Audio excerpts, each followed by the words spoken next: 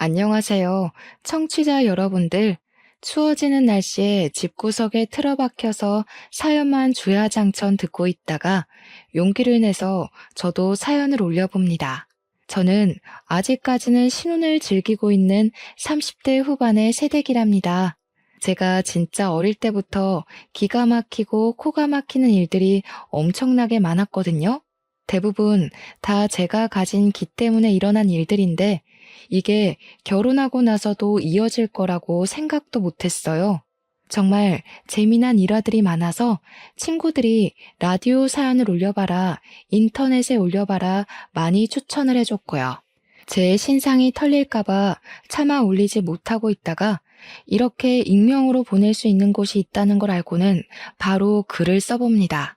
제 이야기 한번 진득하게 들어주시고 재밌다고 해주시면 고맙겠습니다. 저는 어릴 때부터 기가 세다는 이야기를 들으면서 살았습니다. 왜 그런지는 모르겠는데 가끔 길에서 마주치는 할머니들이고 아줌마들이고 아따 조그마한 게 기가 세네 하는 말들을 하셨어요. 300안의 눈동자가 더 그런 이미지를 만들었나 싶기도 합니다. 제가 좀 흰자가 크거든요. 하도 듣다 보니까 그냥 그러려니 하고 살았는데 중학교 때 작은 소란이 한 번 있었습니다.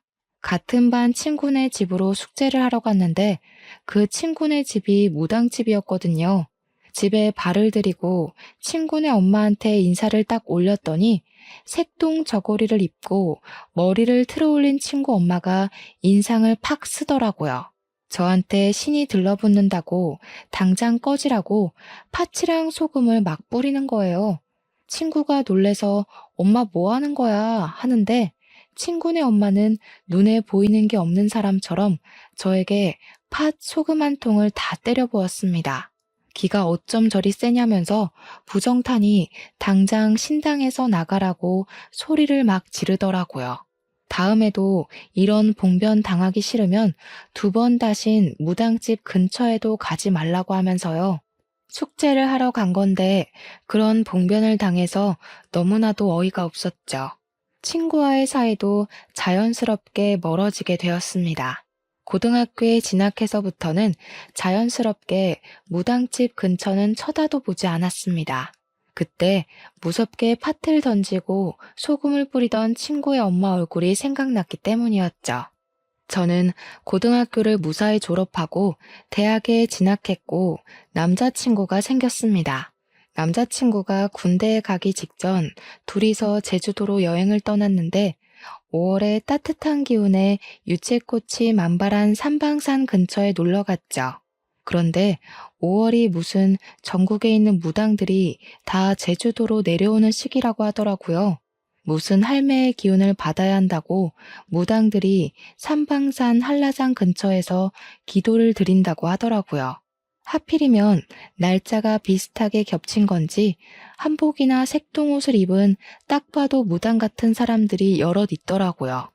남자친구랑 아무렇지 않게 데이트를 하고 있는데 무당들과 눈이 마주칠 때마다 저한테 욕을 하더라고요. 육실할년 신 넘어갈라 이러면서 저를 째려보고 떨어지라고 막 손을 허이허이 젓고 그랬어요. 도대체 저는 무슨 죄가 있다고 이런 취급을 받아야 하는 건지 여행까지 와서 기분이 잡쳤죠. 오죽하면 어떤 무당이 멀찌감치 서서 저한테 자네는 신을 모셔야 해. 생각 있으면 지리산 산신령님을 찾아와 하더라고요. 소름이 막 쫙쫙 돋는데 기가 너무 세면 큰 신들이 다 달라붙는다고 그래서 그런 거라고 자기 할 말만 하더라고요. 같이 여행 간 남자친구가 저한테 소름이 돋는다면서 너 정체가 뭐야? 우리 헤어져 하더라고요. 제주도 여행까지 가서 차인 사람 바로 접니다. 근데 그때까지는 그냥 어이가 없구나 하는 마음이 더 컸거든요. 여기서부터 제가 기가 진짜 세긴 세구나 하고 느끼게 된 사건이 또 벌어집니다. 제주도에서 결국 헤어짐을 맞이하게 된 남자친구가 저랑 헤어지고 나서부터 악몽에 엄청 시달린다고 하는 겁니다. 꿈에 귀신들이 나와서 그 여자는 어디 갔어? 그 여자 데려와 이런다는 거예요. 2달 만에 피골이 상접한 채로 나타나서는 다시 만나달라고, 헤어지고 나서부터 귀신이 들러붙는 것 같다고 난리를 치더라고요. 잘못했다고 제발 만나달라고 애원을 하는데 진짜 정신 나간 놈인가 싶었습니다. 무당들 때문에 부정 탄다고 헤어지자고 하더니 귀신이 저 찾는다고 다시 사귀자는 게 말인가요? 그래서 정신 나갔냐고, 내가 너랑 다시 왜 만나겠냐고 진절머리를 쳤죠. 가서 귀신 밥이나 차려주라고, 내 앞에서 이럴 바에 굿이나 하겠다 했더니 진짜 구슬했대요. 그 뒤로 애가 밤에 잠도 못 자고 점점 말라가더니 나중에는 영양실조까지 왔다고, 군대에서 탈영하겠다고 난리를 치고 했다네요, 글쎄. 결국에는 휴가 나와서 굿판 지대로 벌렸다고 하는데 학교도 자퇴해버려서 소식은 끊겼습니다. 솔직히 저도 좀 무섭긴 하더라고요. 그런데 귀신들이 절 찾는 것 치고는 평온한 일상을 보내면서 살고 있었답니다. 귀신을 본 적도 없고 그 흔한 가위 한번 눌려본 적 없었거든요. 우리 집도 독실한 기독교 신자들로 드글드글했고요. 귀신보단 확실히 사람이 더 무서운 거 아닌가요? 아무튼 저는 자퇴한 전 남자친구는 깔끔하게 잊어버린 채 대학 생활을 참 알차게도 보냈습니다. 제가 동아리 활동을 꽤 열심히 했는데 그 동아리가 바로 연극 동아리였습니다. 한 학기에 한 번 서툰 실력으로 공연도 올리면서 활기찬 동아리 활동을 하고 있었죠. 근데 소극장에 귀신이 많다는 소문이 슬금슬금 돌고 있었어요. 공연 중간에 소극장 조명이 갑자기 고장이 난다던가, 무대 뒤에서 소품이 제멋대로 움직인다던가, 객석에 매번 똑같은 자리에 소복 입은 여자가 앉아 있다던가 하는 소문이요.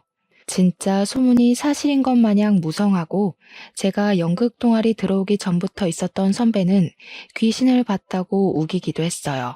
근데 저는 4년 내내 동아리 활동을 진짜 열심히 했음에도 불구하고 귀신은 한 번도 못 봤거든요. 오죽하면 궁금해서 소극장에서 밤이라도 새워야 하나 싶을 정도였습니다. 일이 생겨서 야간 작업을 못하는 날이면 다음날 꼭 동아리 애들이 귀신을 봤다고 호들갑을 떨었거든요. 문제없던 조명이 갑자기 터져나간다던가, 소품을 잘 정리해뒀는데 만진 사람도 없는데 소품들이 제각기 떨어져 있다던가 하는 일이요. 제가 없을 때만 그런 일이 생기니까 귀신이 나를 따돌리나 싶을 정도였습니다. 아무튼 그게 동아리 활동에 열을 올리던 시점에 저는 새 남자친구가 생겼죠. 우리 동아리 사람은 아니었는데 연극영화과를 다니던 엄청 잘생긴 미남이 동아리 공연을 심심해서 보러 왔다가 무대에 선 저를 보고 반했다는 겁니다. 서툴게 대사 하나하나를 치는데 전공자의 느낌은 없어도 진심이 느껴지는 연기였다며 홀딱 반해버렸대요. 제가 뭐 청초한 분위기를 자아내는 그런 여자라나 뭐라나. 삼배가 아니라 귀신 눈깔 가졌다는 이야기는 들어봤어도 청초하다는 이야기는 처음 들어서 조금 우쭐했네요. 굳이 동아리 사람들끼리 하는 뒤풀이 자리까지 나타날 정도로 저를 쫓아다녔습니다. 우리 동아리가 연극 동아리임에도 불구하고 전공자들은 가입할 수 없었거든요. 아마추어들 기죽게 전공자가 들어오면 분위기가 파삭 삭는다고요. 남자친구는 연극영화과에 재학 중이라 당연히 우리 동아리에 가입은 할 수 없었죠. 그렇지만 저를 쫓아다니면서 잡일이라도 시켜달라고 허구한 날 동아리방 찾아와서 저한테 치근덕댔어요. 밥 먹자, 커피 먹자, 시험 공부 같이 하면 안 되냐 하면서요. 지는 시험도 우리랑 다르면서. 결국 사귀는 수순으로 가게 되었어요. 생긴 거 하나는 끝내줬거든요. 원래 남자는 얼굴 뜯어먹고 사는 거라고 했습니다. 우리 엄마가요. 아무튼 그렇게 연애 잘하고 저는 대학교를 졸업하고 불문과 전공을 살려서 취직을 하게 되었습니다. 프랑스 책을 번역하는 작업을 했는데 임금이 무척이나 쏠쏠했고 부업하기도 좋았습니다. 처음에는 프리랜서로 일하고 싶었지만 출판사에서 돈을 꽤 얹어주겠다는 말과 외주 작업하는데 터치 안 하겠다는 조건을 걸었어요. 구직난에 시달리는 친구들을 보면서 저는 참 운이 좋다고 생각했습니다. 중간중간 부업으로 논문 번역도 해주고 통역 알바도 뛰면서 돈을 쓸어 모으기 시작했습니다. 사회 초년생 치고는 돈을 꽤 많이 만질 수 있게 되었죠. 그 돈 벌어서 다 어디다가 썼는지 궁금하시죠? 바로 남자친구 뒷바라지 했습니다. 연극하는 남자가 벌어봐야 돈을 얼마나 벌겠습니까? 제가 밥 먹여, 옷 사줘, 커피 사줘 다 해줬죠. 연극 공연하면서 틈틈이 영화사의 프로필 사진인지 뭔지를 돌리고 배우로 성공해보겠다고 열심히 노력을 하더라고요. 그게 기특해서 제가 돈 쓰는 거 아까운 줄 모르고 다 쏟아부었죠. 그렇게 시간이 흐르고 흘러서 연애한 지 몇 년이 지난지도 까먹은 어느 날 남자친구가 저에게 그러더라고요. 우리 엄마가 너 한번 보고 싶다는데 만나보는 게 어떻겠냐고. 우리가 연애한 지도 벌써 6년이 넘었다고. 나이도 나이였고 이 사람이랑 이렇게 만나다 보면 자연스럽게 결혼도 하지 않겠나 싶어서 고개를 끄덕였습니다. 잔뜩 긴장한 상태로 꽤 꾸미고 나가 남자친구의 엄마를 기다렸죠. 근데 멀리서부터 저를 한눈에 알아보고 다가온 어머님이 저를 보자마자 땡 하면서 싫은 소리를 픽 내뱉는 거예요. 귀가 심상치 않다더니 진짠가 보네 하시는데 이게 다 무슨 소리지 싶었어요. 지금 남자친구 만나면서 기가 세다는 이야기를 단 한 번도 입에 올리지 않았고 무당집은 근처도 안 갔으니까 그럴 일이 없었는데 말이죠. 오죽하면 제주도로 여행 가자고 하길래 5월은 죽어도 안 된다고 피하기까지 했거든요. 우리 아들이 너랑 만나면 아들 기가 팍팍 죽는다고 하던데. 어머님 무당이세요? 저는 너무 놀라서 남자친구네 어머님께 무당이냐고 되물었죠. 저런 소리를 할 사람은 무당밖에 없으니까 합리적인 의심이었다고 생각했습니다. 그러자 어머님께서 하는 말이 무슨 소리냐고 내가 왜 무당이야? 하시면서 버럭 하시더라고요. 저는 왜 기분 나빠하는지도 이해가 안 가서 그냥 무당도 아니면서 왜 무당 같은 소리를 하고 있냐고 물어봤습니다. 그제야 이야기를 하시는데 본인이 사실은 점집을 열심히 다니고 있다면서 점 보러 다니는 거 좋아하냐고 물어보시대요. 그동안 무당들에게 당한 게 한두 개가 아닌데 제가 점 보러 다니는 걸 좋아할 리가 없지 않겠어요? 그래서 그냥 침착하게 저 기독교인데요. 무속신앙 같은 거 안 믿어요 했죠. 제가 무속신앙이라고 딱 잘라서 이야기를 하니까 어머님이 입을 삐죽 내밀고 말씀하셨습니다. 어디 하나 마음에 드는 구석이 없네. 무속신앙이라고 해도 신 잘 모시는 무당 만나면 예언자가 따로 없어. 마음에 드는 구석이 없으시면 이만 갈까요? 아니, 너는 무슨 만나자마자 바로 간다고 그러니? 너 번영이란다며? 우리 아들 뒷바라지 한다고 그러던데 계속 할 거니? 듣자 하니까 어머님이 말도 좀 생각 없이 하는 것 같고 은근히 기분이 나쁘더라고요. 막말로 제가 지 아들 먹여 살리고 있는 거나 마찬가지인데 저한테 고맙다고 빌어도 시원치 않을 판에 말이죠. 어차피 오늘 보고 안 볼 사람이 될 수도 있으니까 하고 싶은 말 다 하자 싶어서 저도 지지 않고 맞불 작전을 놨죠. 앞으로 어머님께서 뒷바라지 하실 거면 저는 그만두고요. 어머, 얘 말하는 거 봐라. 너 우리 아들 좋아서 만나는 거 아니야? 좋아서 만나는 건 맞죠. 안 좋아하면 가진 거 쥐뿔도 없는 거 왜 만나겠어요? 근데 연애하면서 시자 노릇하는 어머님까지 케어해야 하는 거면 별로 만나고 싶지 않네요. 어머나 세상에. 그 무당 말이 진짜 용하긴 용하다 얘. 말 한마디도 안 치고 또박또박 대꾸할 거라고 하던데 진짜 지는 법이 없어. 얘, 너 마음에 든다. 글쎄 그 무당이 뭐라 그랬는지 알아? 네가 우리 아들 길을 팍팍 잡아먹고 살긴 할 건데 절대로 우리 아들 굶기는 일은 없을 거라고 하더라고. 네가 장군 중에서도 완전히 대장군감이라지 뭐야? 이순신. 제가 이순신이라는 말에 마시던 커피를 뿜어냈습니다. 가까스로 정리를 하고 이순신이 뭐냐고 물어보니까 어머님이 엄청 뿌듯해하면서 그러시는 거예요. 우리 아들 쭉 만나면서 절대로 굶지 않게 해달라고요. 너만 믿는다? 이러시는데 이걸 좋아해야 하는 건지 말아야 하는 건지 제가 가만히 허허 웃고 있으니까 긍정의 의미로 받아들인 건지 나중에 전 보러 같이 가자고 하셨어요. 직접 얼굴 보고 사주 보는 게 좋다고 더 정확하게 알 수 있다고 하시는데 그건 거절했죠. 저 기독교인이라서 싫어요. 그런데 안 가요. 거기다가 제가 점집 가면 무당들이 신 떨어진다고 싫어하던데요. 하루 이틀 겪은 게 아니라서요. 이런 대화가 오고 가는 동안 남자친구는 어디서 뭐 했는지 궁금하시죠? 바로 옆에서 이게 다 무슨 대화야 하면서 눈알만 굴리고 있었습니다. 차라리 옆에 앉아있지 않았더라면 더 막 나갈 수 있었을 텐데 남자친구가 옆에 있어서 조용히 받아칠 수밖에 없었네요. 그나마 저는 면역이 조금 있는 대화라서 어머님이랑 이야기를 나눌 수 있었는데 제가 뭣도 모르는 애였다면 이게 다 무슨 소리야 하고 기겁을 했겠죠. 딱 우리 남자친구 얼굴이 그랬거든요. 이게 다 무슨 개뼈다귀 같은 소리야 하면서요. 그렇게 한 번 만나 뵙고 난 이후에 꾸준히 연락하고 귀찮게 하면 정리해야지 싶었는데 이상하리만치 연락이 없더라고요. 간섭도 없고 점집 가자는 이야기도 없고 그날 만났을 때는 제 머리채라도 붙잡고 갈 기세였거든요.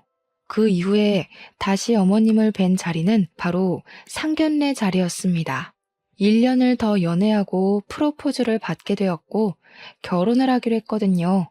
7년이나 연애를 했으니 새로운 사랑을 찾기도 어려운 나이가 되었고 남자친구랑 그만큼 만나면서 싸운 일이 손에 꼽히는 정도라 잘 살 수 있을 것 같았어요. 양가 가족들 다 만나서 상견례를 어색하게 이어가고 있는데 시모가 또다시 무당 이야기를 꺼내는 게 아니겠습니까? 이제 결혼도 하기로 한 마당에 같이 점집에 가서 사주도 보고 궁합도 보자고 하셨어요.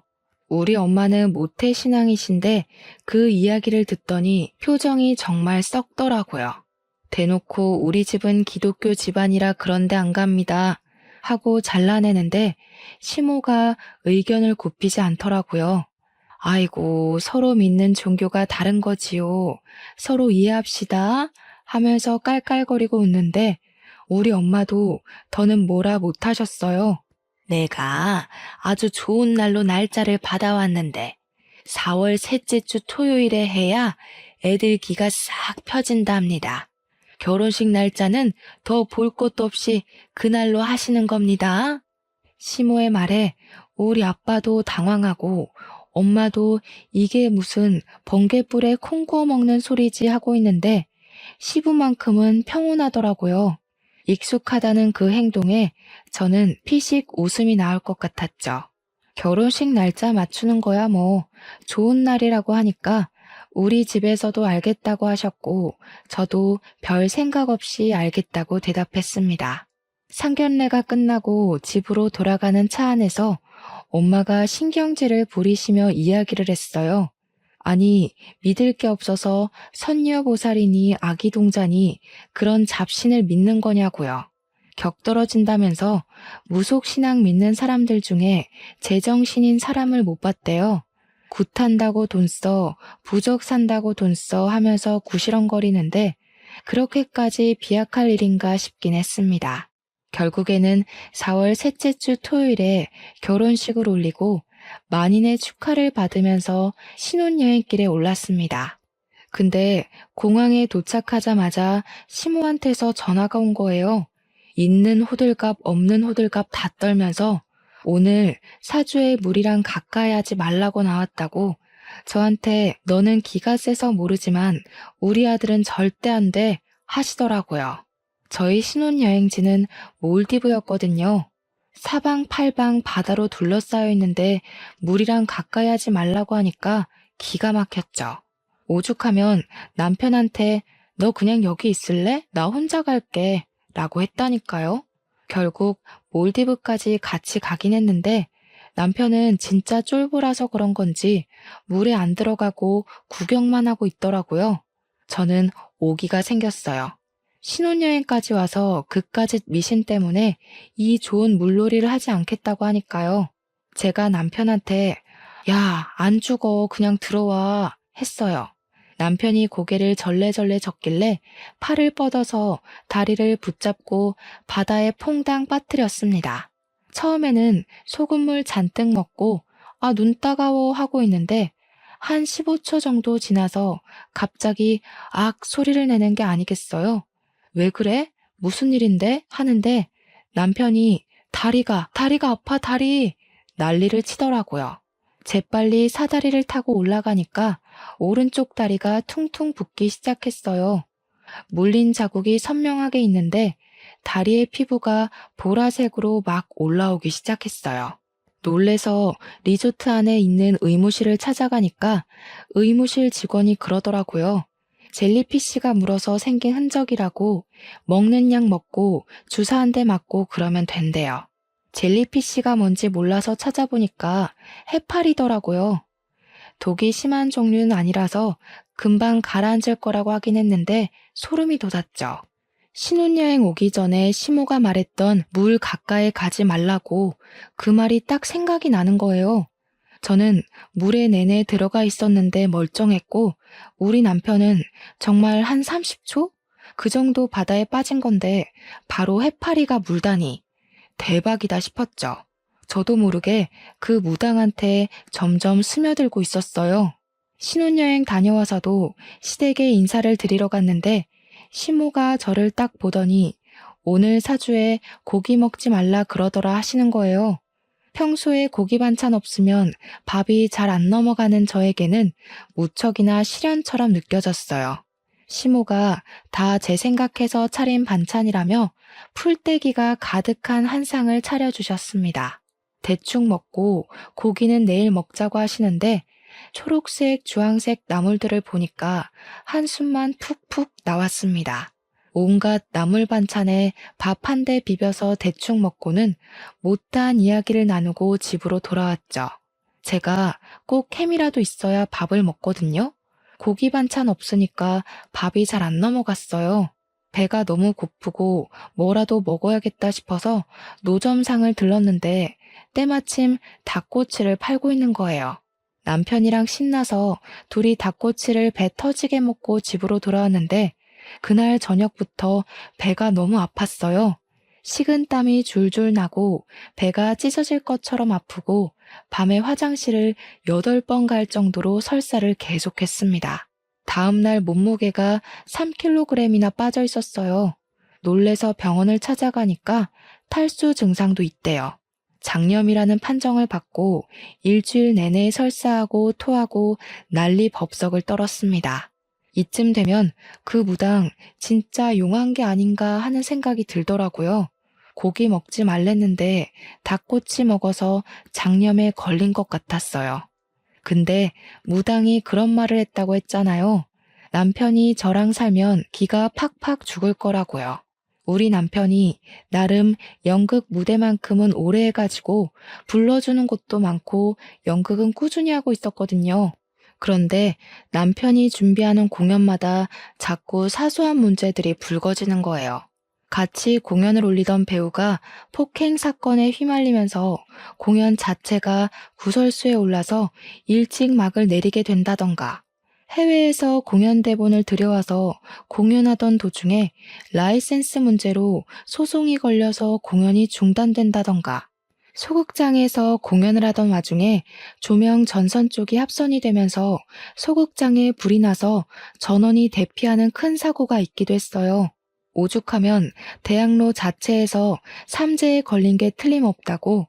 안 그러면 각 공연마다 이렇게 사건 사고가 터질 수 있는 거냐고 말도 나왔죠. 그런데 문제는 그 사건 사고가 터질 때마다 우리 남편이 꼭 그 자리에 있었다는 거였어요. 주위에서도 우리 남편 보고 운도 나쁘다고 모든 일에 다 껴있으니 마음고생 심했겠다고 위로 아닌 위로를 했죠. 문제는 구설수에 자꾸 휘말리니까 운빨 믿는 연출들이 우리 남편을 점점 기피하게 되고 작품에 불러주지 않게 되더라고요. 그게 다 결혼하고 1년 만에 일어난 일이었거든요. 저는 번역 일에 통역 알바에 승승장구하다 못해 각 세계의 정상들이 모여 하는 회담 자리까지 초청받아서 통역 일을 했거든요. 프랑스어 통역가로도 이름을 펄펄 날리고 번역 작가로도 날리고 있었는데 우리 남편은 저랑 다르게 확 죽어가고 있었던 거죠. 제가 이름을 날릴수록 남편은 구설수로 이름을 날리기 시작했고요. 오죽하면 우리 시모가 우리 아들 기 다 빨아먹는다면서 눈물을 짓기도 했고요. 저한테 눈치 주는가 싶다가도 그래도 네가 우리 아들 먹여 살린다니까 믿어본다면서 제 손을 꼭 잡기도 하셨어요. 한 가지만 하시지 이랬다가 저랬다가 하니까 저도 좀 기분이 별로였죠. 시모가 은밀하게 저한테 부모한테도 못 얻어먹을 밥상을 제가 차려줄 거라고 했대요. 남편이 점점 집에 있는 시간이 길어지니까 시모가 슬슬 아이 타령을 하기 시작했습니다. 저한테 넌지시 아이 계획은 언제 세울 거냐고 점 보러 가게 말을 해달라고 하는데 별 생각 없었거든요. 그때까지만 해도 제가 일을 열심히 하고 있고 불러주는 데가 많다 보니까 아이 생각은 전혀 하지도 않았죠.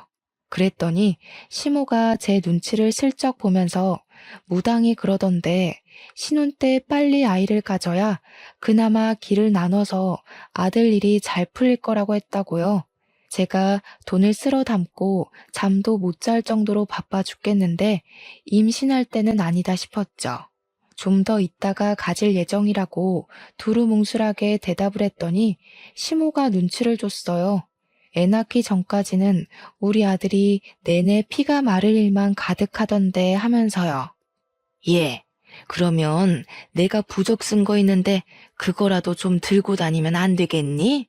이러면서 하도 귀찮게 굴길래 알겠다고 했습니다. 길을 눌러주는 부적이라고 하면서 꼭 지니고 있으라고 신신당부를 하길래 가방 속에 넣어두고 다녔어요. 그런데 그 부적을 들고 다니면서부터 저한테 이상한 일들이 벌어지기 시작했습니다. 멀쩡한 길을 걸어가다가 갑자기 튀어나온 돌부리에 걸려서 자빠지거나 하는 그런 운 나쁜 일들이요. 분명 돌부리를 본 적도 없는데 갑자기 넘어지고 생전 처음으로 침대 모서리에 발가락을 찧어서 부러진다거나 하는 일이요. 오죽하면 제가 통역 일을 하러 나가야 하는데 발가락이 갑자기 부러지는 바람에 걸을 수가 없게 된 거죠. 중요한 자리였는데 결국 동기한테 일을 떠넘길 수밖에 없었습니다. 그날 피눈물이 날 것 같은 기분을 맛보았죠. 근데 웃긴 건 저한테 그런 사소한 불행한 일이 벌어질 때마다 남편한테는 일이 쑥쑥 들어오기 시작한다는 거였어요. 갑자기 작품이 2개나 들어오고 제가 발가락이 부러졌을 땐 글쎄 영화 조연자리의 캐스팅이 떡하니 된 거죠. 순간 찜찜한 마음이 확 치솟았어요. 이러다가 내가 죽는 거 아닌가? 내가 큰 사고를 당하고 남편이 영화 주연 맡고 그런 거 아닌가? 하는 생각이요. 그래서 어떻게 했냐고요? 부적을 태워버렸습니다. 또 어디서 주워들은 건 있어가지고 그걸 태워야지만 화를 피할 수 있다고 하더라고요. 그래서 활활 잘도 태웠죠. 그 이후에 우리 남편은 연기력에 문제가 있는 것 같다고 영화 자리에서 잘리게 되었고요. 공연 하나는 무산되고 아동극 하나 덜렁하게 되었습니다. 우리 남편이 꼴에 자존심은 있어서 절대로 아동극은 안 하겠다고 했는데 일자리가 없으니까 하게 되더라고요. 호랑이 분장하고 어흥어흥하고 있는데 제법 귀엽긴 했습니다. 남편의 소식을 들은 시모가 아니 왜 잘 나가다가 고꾸라지는 거지? 하면서 저한테 부적 어쨌냐고 물어보더라고요. 태워버렸다고 했더니 제 등짝을 때리고 난리가 난 거예요. 그게 얼마짜린데 그걸 태우냐고요. 발가락 부러지고 액땜했다 싶어서 태워버렸다고 하니까 저를 표독스럽게 째려보더라고요. 예, 너 임신하고 싶으면 입던 속옷 들고 오란다. 지금 입고 있는 팬티 좀 벗어서 나한테 주렴. 보살님 갖다 드리게. 어머님 노망 났어요? 뭘 달라고요? 그 무당 변태 아니에요? 그러니까 시모가 노발대발하면서 어디 그런 막말을 뱉냐고 하늘이 노하시니까 얼른 바닥에 침을 퇴퇴 뱉으라는 거예요. 어이가 없어서 시모를 기가 막히다는 얼굴로 쳐다봤죠. 아니, 무슨 초등학생도 아니고 침을 퇴퇴 뱉어요. 그런 거 안 해요. 그리고 아직 임신할 생각도 없다니까요. 저희 아이 계획은 알아서 세울 거니까 상관하지 마세요. 네가 임신을 해야 우리 아들 기가 산다니까. 그놈의 기가 도대체 뭐라고 저를 이렇게나 괴롭히는 건지 짜증이 확 나더라고요. 하루 이틀도 아니고 중학교 때 팥과 소금 맞은 이후로부터 저를 끊임없이 괴롭히고 있었으니까요. 어머님, 제가 그래도 고분고분하게 지금까지는 시키는 거 다 해드렸잖아요. 자녀 계획만큼은 남편이랑 저랑 둘이 알아서 잘해볼 테니까 제발 신경 끄시라고요. 한 번만 더 선 넘으시면 그때는 모욕죄로 신고할 겁니다. 제가 딱 정색하고 이야기를 하니까 시모는 부들부들 떨기만 했어요. 그러더니 정 그러면 점집이나 한번 같이 가달라고 굿이라도 한번 하자고 했죠. 결혼하기 전부터 내내 기독교 집안이라 그런 거 안 한다고 말을 했는데도 졸라대니 너무 피곤했죠. 얼마나 맹목적으로 믿으면 사람 말은 듣지도 않고 이렇게 자기 할 말만 우겨댈 수 있을까 궁금하기도 했고요. 곰곰이 생각해보니까 어차피 기가 센 사람인데 제가 쫄릴 게 뭐가 있나 싶었어요. 무당이 되려 저를 쫓아낼 수도 있는 일이니까 시모한테 알겠다고 한번 가보자고 했습니다. 그랬더니 세상 해맑게 웃으시면서 너무너무 좋다고 신난다고 하시더라고요.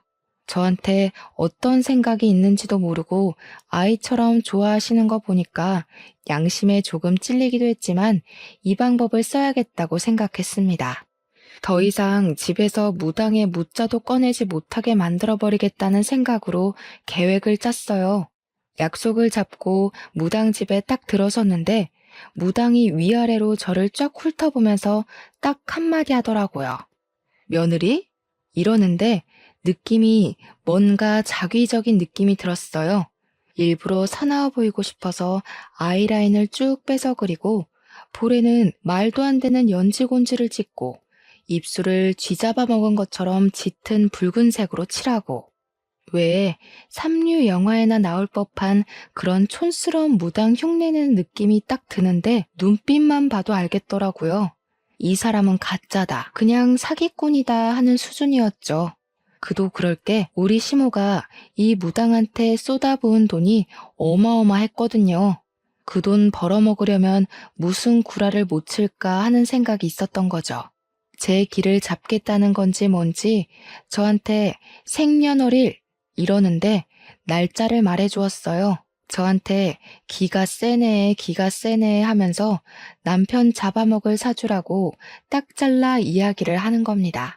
아니, 언제는 남편이 나한테만 붙어 있으면 평생 배고를 일 없다고 하더니 무슨 남편 잡아먹을 사주라고 말을 바꾸는지 자기가 굿해주는 순간 그런 나쁜 기운이 다 물러가니까 굿을하래요. 3천만 원 현금으로 준비해서 들고 오면 바로 굿해준대요. 그러면서 씩 웃더니 네 남편 신혼여행 가서 물 가까이 하지 말라고 했더니 물에 빠져 죽을 뻔했지? 이러는 겁니다.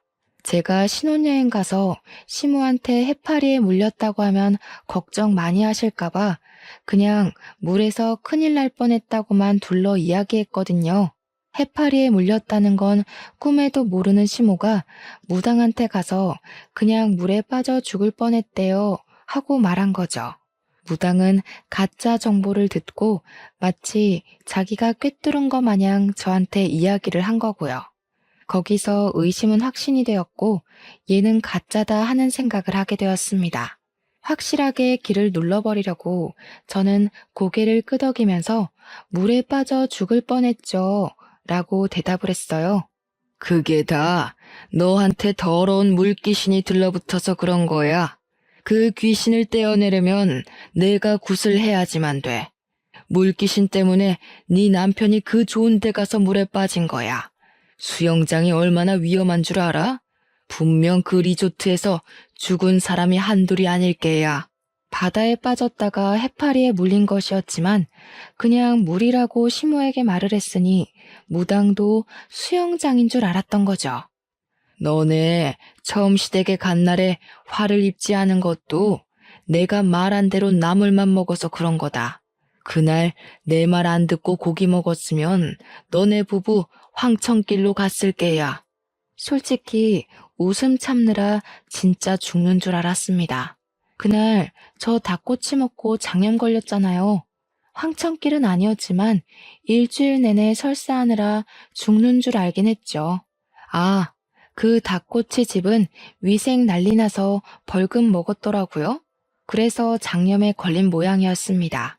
이야기를 듣는 내내 이놈 아주 가짜구나 하는 생각이 들었고 저도 계획한 대로 본때를 보여주기로 했습니다. 저도 연극 동아리에서 연극을 올렸던 그 실력을 발휘하기로 했어요.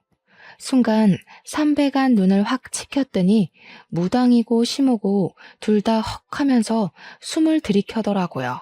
제가 눈을 치켜뜨면 진짜 공포영화에 나오는 얼굴처럼 무서워지거든요. 무당이 들고 있던 오색찬란한 부채를 확 빼서 들었더니 무당이 어버버 하더라고요. 시모가 얘 너 뭐하니? 하면서 당황해서 이야기를 하는데 바로 부채를 쫙 펼치고는 눈가를 뒤집어 깠습니다.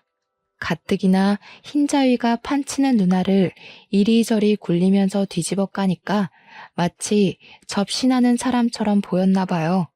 시모가 으악하면서 뒤로 물러나더라고요. 순간 눈을 바로 뜨고 무당을 딱 쳐다봤습니다. 어디 신도 없는 게 신이 있는 척해. 당장 눈깔 안 깔아? 놀란 얼굴로 저를 빤히 보고 있던 무당이 순간 눈을 아래로 축 깔더라고요. 억지로 웃음을 참아내면서 연기를 했어요. 돈에 눈이 멀어서 신을 팔고 다니는 니년이 하늘이 무섭지도 않은가? 그랬더니 무당이 놀래서 저를 바라보는데 그 얼굴에다가 냅다 부채를 던졌습니다. 코를 막고 악 소리를 내며 움켜쥐는 무당을 보고 벌떡 일어서서 눈가를 뒤집고 살풀이하는 것처럼 방방 뛰었어요. 제가 방방 뛰면서 막 돌기 시작하니까 시모가 놀래서 무당 옆에 찰싹 붙더라고요. 무당도 그런 시모 옆에서 제가 하는 꼴을 계속 쳐다보고 있었습니다. 저는 거기서 끝내지 않고 방방 뛰면서 불어를 미친 듯이 빠르게 외쳤어요. 그냥 의미 없는 불어였어요. 식사는 하셨습니까? 오늘 날씨 좋네요. 이것은 얼마입니까? 하는 불어요. 불어 발음이 워낙 둥글고 특이해서 빠르게 말하면 방언처럼 들리거든요. 마치 올렐레 팔렐레 하는 것처럼요. 제가 막 우르르 끽끽하면서 방방 뛰고 막 아무 헛소리나 내뱉으면서 신들린 사람처럼 팔을 휘적휘적 저으며 있으니까 무당이 놀래서 뭐야 하더라고요. 그때를 놓치지 말고 무당 앞으로 달려가서 어디 하늘신 앞에서 구라를 치냐? 손모가지 확 분질러 버릴까? 하면서 무당 손목을 팍 때렸죠. 무당이 저한테 무릎을 꿇더니 아이고 죄송합니다. 잘못했습니다. 살려주십시오 하는 거예요. 시모는 황망한 눈빛으로 무당 한 번 저 한 번 쳐다보고요. 우리 며느리 귀신 들린 거야? 무당한테 조용히 이야기를 하는데 무당은 계속 엎드려서 살려주십시오. 잘못했습니다만 반복했어요. 근데 사실 저도 언제까지 귀신 들린 척하고 있을 수 없잖아요. 순간 어떻게 마무리를 해야 하나 고민하고 있다가 그냥 픽 쓰러지는 연기를 했습니다. 쓰러질 때 허리를 좀 세게 부딪혀서 아프긴 했지만 확실한 효과를 주기 위해서는 이 방법이 최고였거든요. 제가 기절한 사람처럼 가만히 누워 있으니까 멀찌감치 벌벌 떨고 있던 시모가 저한테 슬금슬금 기어왔어요. 저기 하늘신, 며느님, 아가야? 별 호칭으로 저를 다 부르더니 무당한테 119 불러야 하는 거 아니냐고 하더라고요. 119까지 오면 큰일 날 것 같아서 눈을 번쩍 떴습니다. 제가 기척 없이 눈만 번쩍 뜨니까 시모가 또 놀래가지고 뒤로 확 물러나더라고요. 그러고는 태연하게 일어나서 자리에 딱 앉고는 아무 일 없었다는 듯이 가만히 있었죠. 시모랑 무당이랑 눈만 껌뻑껌뻑 뜨고 저를 보고 있었어요. 저는 해사하게 웃으면서 어우, 왜 이렇게 덥죠? 했어요. 방방 뛰었으니 숨도 차고 덥기도 덥더라고요. 왜 그렇게 저를 보세요? 무슨 일 있었어요? 왜요? 그러니까 다시 시모가 무당한테 철썩 붙더라고요. 그제야 무당이 목을 킁킁 가다듬고 안 놀란 척하면서 저에게 말을 했죠. 바, 방금 신이 왔다 가셨나 봅니다. 뭐야? 진짜 귀신 들린 거야? 귀신이야? 귀신? 예, 기억 안 나니? 응? 제가 무슨 소리를 하는 거냐고 웃으면서 이야기를 하다가 갑자기 딱 정색을 했죠. 제 표정이 바뀌니까 시모가 히익 하고 숨을 들이켰어요. 다른 건 모르겠는데 제가 구라치면 손모가지 자른다고 한 거는 기억이 나네요. 됐수다. 돈 안 받을 테니까 앞으로는 이 근처도 오지 마시오. 내가 감히 보고 말고 할 사람이 아니니까. 당신 시어머니고 당신이고 앞으로는 제발 2번 다시는 이쪽으로 오지도 마. 머리도 두고 자지 마. 결국 시모랑 저랑은 쫓겨났고요. 당연하게 소금도 맞았습니다. 시모는 이게 다 무슨 일이냐고 뭐가 뭔지 모르겠다고 하면서도 제 옆으로는 안 오시더라고요. 그 뒤로 어떻게 됐는지 궁금하시죠? 시모는 그날 이후로 점집에 점도 꺼내지 않게 되었습니다. 저한테는 물론이고 가족들한테까지도 무당 타령, 점집 타령, 부적 타령, 굿 타령 전부 다 뚝 그치셨어요. 시부가 하도 궁금해서 요즘은 왜 점보러 안 다니냐고 물어봤더니 시모가 갑자기 소름이 돋는다면서 팔을 막 문지르시더래요. 그러면서 우리 집에 큰 신이 사는데 무슨 점을 보러 가냐고 됐다고 이제 그런 거 안 믿는다고 했대요. 큰 신이 산다는 게 뭐야? 하면서 시모한테 되물으니 저한테 물어보라고 했다는 거예요. 시부가 궁금해서 못 참겠다며 그날 점집 같이 가서 도대체 무슨 일이 있었던 거냐고 하더라고요. 너네 시엠이 말이다. 어떻게 점집 끊게 만든 거냐? 내가 카드를 잘라버리고 현금을 막아버렸을 때도 꾸역꾸역 빚내서 가던 사람인데 말이야. 남편도 도대체 어떤 방법을 쓴 거냐고 궁금하다고 난리를 치길래 결국 이실직고 했죠. 시부랑 남편만 몰래 불러놓고 신들린 연기 한번 보여주니까 둘 다 침만 꿀꺽 삼키더라고요. 남편이 저한테 그랬어요. 너처럼 연기 기가 막히게 하는 비전공자가 있는데 내가 연기로 먹고 살 수 있겠냐? 시부도 저한테 여우주연 상감이라며 박수 신나게 쳐주셨고요. 그 이후로 남편은 예전처럼 다시 연극판에서 공연 들어오는 거 열심히 하고 항상 감사하며 살고 있고요. 저는 늘 그랬던 통번영일 하면서 누구보다 알차게 시간을 보냈어요. 아, 얼마 전에는 양가에서 그렇게 바라고 바라던 임신까지 했습니다. 열심히 기타령하던 시모는 당연히 그런 이야기 쏙 들어갔고요. 그 틈을 타서 우리 엄마가 시모 모시고 교회 다니기 시작했어요. 어차피 신 믿는 거 좋아하시면 예수님이나 믿자고요. 다행히 예배 보는 게 또 재미있으신지 두 분이 단짝처럼 교회 봉사도 하시고 잘 지내고 계신답니다. 제 이야기 어떠셨나요? 무속신앙 믿는 시모 제대로 퇴치했죠? 이만큼 확실한 방법도 없는 것 같습니다. 여러분도 저와 비슷한 일을 겪고 계신다면 간단한 불어 몇 개 외워서 해보셔요. 생각보다 간단하고 조금의 쪽팔림만 참아낼 수 있다면 최고의 선택이라 믿어 의심치 않습니다. 전 보는데 몇 천만 원을 쏟아부었다는 우리 시모도 한 방에 나가 떨어졌으니까요. 이제 저는 남편이 제 기에 눌려 산다는 이야기도 아이를 낳으면 기가 나눠진다는 이야기도 믿지 않습니다. 그저 각자의 자리에서 충실하게 하루하루를 살다 보면 서로 좋은 일이 언젠간 터지겠죠. 남편도 꾸준히 노력하고 있으니까 그 자리에서 더 좋은 배역을 맡아 연기할 날이 올 거라고 믿어요. 저도 더 열심히 일해서 우리 가족 먹여 살리는데 힘써 보겠습니다. 저는 여기서 마무리하도록 하겠습니다. 감사합니다.